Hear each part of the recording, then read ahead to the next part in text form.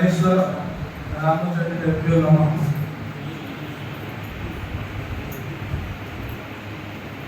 आज का यही कैंसर अवेयरनेस प्रोग्राम रे मु आपण मानक स्वागत करूँ।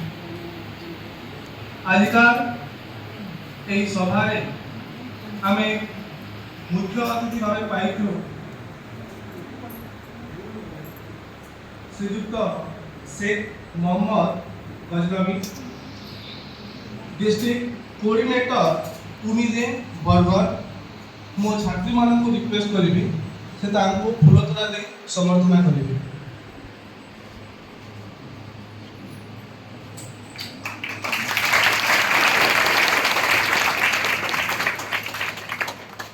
यही अवसर में आमे अन्य एक मुख्य अतिथि भाव पाइचु आम यही महाविद्यालय अध्यक्ष श्रीयुक्त प्रेमानंद पटेल साहब।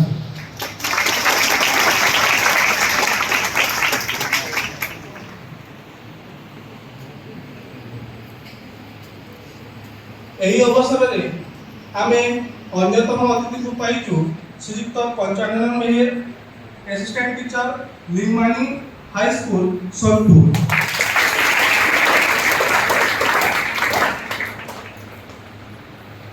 यही अवसर में आमे अन्य एक अतिथि को पाइचु श्रीयुक्त दास सार,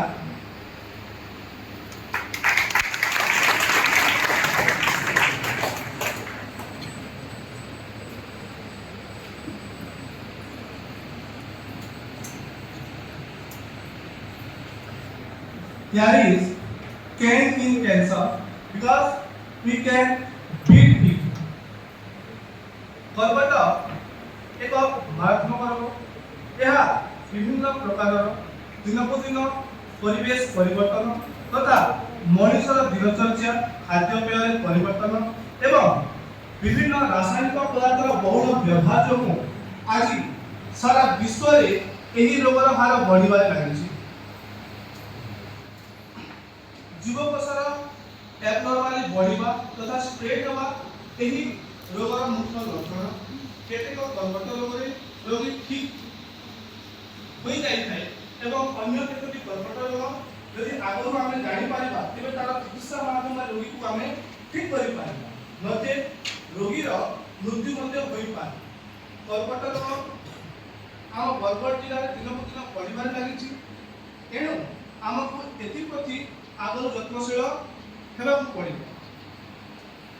कर्बट रोग पाई सचेतनता तथा तार निराकरण क्यों माध्यम करा जाई पारिबो आलोचना पर्यालोचना आज सभार मुख्य उद्देश्य।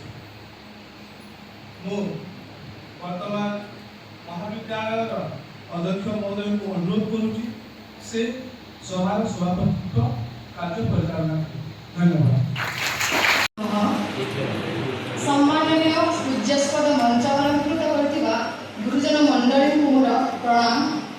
एठारे उपस्थित थिबा समस्त शिक्षक शिक्षयित्री तथा मो देशर भविष्य छात्र छात्री वृंद। कुहा जाए स्वास्थ्य ही संपद।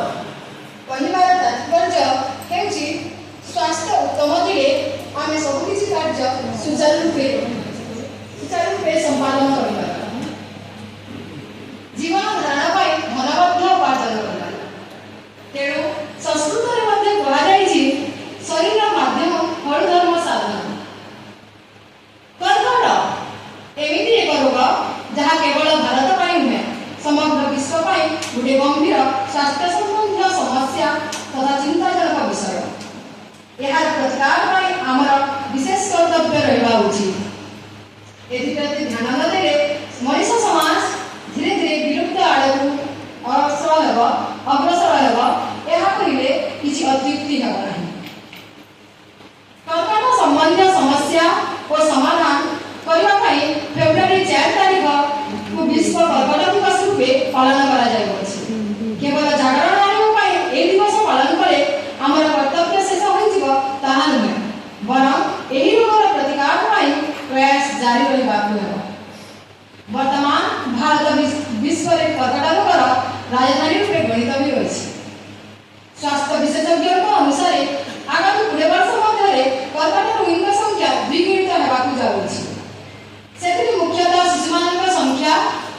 ଅଧିକ। ତାହେଲେ କର୍କଟ କ'ଣ? ଶରୀରରେ କୋଷ ବିଭାଜନ ଅନବରତ ଭାବେ ଚାଲୁ ରହିଥାଏ, ଯାହାକି ଆମର ସାଧାରଣ କୋଷର ବିଭାଜନ ଠାରୁ ଭିନ୍ନ ଅଟେ। ଏଥିରେ କୋଷ ବିଭାଜନ ହୋଇ ଟ୍ୟୁମର ବା ଆବୁ ତିଆରି କରିଥାଏ। এই ଟ୍ୟୁମର ବା ଆବୁ ହେଉଛି ଦୁଇ ପ୍ରକାର, ଗୋଟେ ହେଉଛି ବେନିଂ ଟ୍ୟୁମର ଆଉ ଗୋଟେ ହେଉଛି ମେଲିଗ୍ନାଣ୍ଟ ଟ୍ୟୁମର। ବେନିଂ ଟ୍ୟୁମର ଯାହାକି ଗୋଟେ ସ୍ଥାନରେ ହୋଇଥାଏ ଏବଂ ସେଇଠାରେ ଆବୁ ବା ଟ୍ୟୁମର ହୋଇଥାଏ, କିନ୍ତୁ ମେଲିଗ୍ନାଣ୍ଟ ଟ୍ୟୁମର ଯାହାକି ଗୋଟେ ସ୍ଥାନରୁ ଆଉ ଗୋଟେ ସ୍ଥାନକୁ ସ୍ଥାନାନ୍ତରିତ ହୋଇଥାଏ। ପୁଣି କର୍କଟ ମୁଖ୍ୟତଃ ଚାରି ପ୍ରକାରର, ଗୋଟେ ହେଉଛି ସାର୍କୋମା, ଆଉ ଗୋଟେ ହେଉଛି ସାର୍କୋମା କାର୍ସିନୋମା, another one ଆଉ ଗୋଟେ ହେଉଛି ଲ୍ୟୁକେମିଆ, ଲିମ୍ଫୋମା। এটা ହେଉଛି ଚାରି ପ୍ରକାରର କର୍କଟ। ସାର୍କୋମା ଯେଉଁଟାକି ମସଲ୍ସ ବା ମାଂସପେଶୀ ବୋନ୍ ବା ହାଡ଼କୁ ମୁଖ୍ୟତଃ ଏହା ବ୍ୟାପିଥାଏ। କାର୍ସିନୋମା ଯାହାକି ବ୍ରେନ୍ କ୍ୟାନ୍ସର, ସ୍କିନ୍ କ୍ୟାନ୍ସର, ଚର୍ମ କର୍କଟ, ମସ୍ତିଷ୍କ କର୍କଟ ତଥା ବ୍ରେଷ୍ଟ କ୍ୟାନ୍ସର ଯାହା ସ୍ତନ କର୍କଟ। ଲ୍ୟୁକେମିଆ ଯାହା ଆମ ଶ୍ୱେତ ରକ୍ତ କଣିକା ବା WBCକୁ ଏହା କ୍ଷତି କରିଥାଏ। লিম্ফোমা যাହା ପ୍ଲିହା ବା ଆମେ ସ୍ପ୍ଲିନ୍ କରିଥାଉ। କର୍କଟ ହେବାର କାରଣ କ'ଣ? ଯଦି ଆମେ ଆନୁବଂଶିକ ଗୁଣସୂତ୍ର ସ୍ତରରେ ଦେଖିବା, କର୍କଟ ହେଉଛି ଆରବିଜି ନାମକ ଗୋଟେ ଜିନ୍ ଅଛି ଆମ ଶରୀରରେ, ତାହାର ଡିସଫଙ୍କସନିଂ ବା ତାହା ଯଦି ଠିକ୍ ଭାବରେ କାମ କରିନଥାଏ ସେଥିପାଇଁ এই କର୍କଟଟା ହୋଇଥାଏ, ଯାହାକି ଆମ ସେଲ୍ ସାଇକେଲ ବା ଆମେ କହିଥାଉ କୋଷ ବିଭାଜନକୁ ବିଭାଜନରୁ ଅଟକାଇ ଦେଇଥାଏ। ଅଙ୍କୋଜିନ୍ ଯାହାକି ଭାଇରାଲ ଜିନ୍, ଏହା ଦ୍ୱାରା ମଧ୍ୟ କର୍କଟ ହୋଇଥାଏ। ଏହାକୁ ଛାଡ଼ିଦେଲେ ଆହୁରି ବି ବାହ୍ୟକାରକ ଗୁଡ଼ିକ ଅଛନ୍ତି, ଯେମିତିକି ଏକ୍ସଟର୍ନାଲ ଫ୍ୟାକ୍ଟର ଆମେ କହିପାରିବା ବିକିରଣ ରେଡିଏସନ, ଯାହା ୟୁଭି ରେଡିଏସନ, ଅତି ବାଇଗଣୀ ରଶ୍ମି।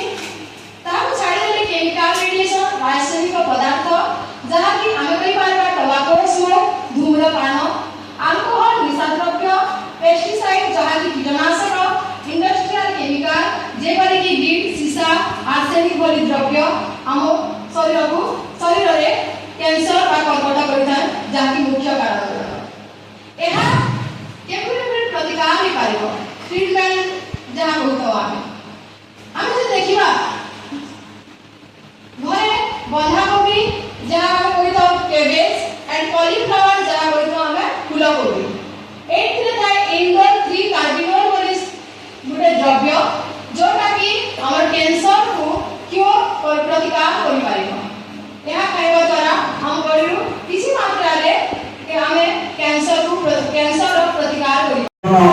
काले काले पाए पूजा आजिका इंडक्शन कम कैंसर अवेयरनेस सभार सम्माननीय अध्यक्ष महोदय, मंचासीन मुख्य अतिथि महोदय, सम्मानित अतिथि महोदय एवं आम परिवार वयोज्येष्ठ सम्माननीय कर्मचारी वृंद एवं मो छोट छोट आम परिवार कर्मचारी वृंद आउ छोट छोट छात्र छात्री मान वास्तव में कैंसर एक एभली एक रोग जार कि चिकित्सा नहीं कहिले चले, किंतु तार चिकित्सा निश्चित रूप से हो पारिबो। सेथि प्रति आमको से रोग प्रति आमको युद्ध करने को पड़ो एवं केउ अस्त्र धरी युद्ध करवा से अस्त्र ना होउची सचेतन अस्त्र। सचेतनता माध्यम रे आमे कैंसर रोगर दूरीकरण करि परिबा।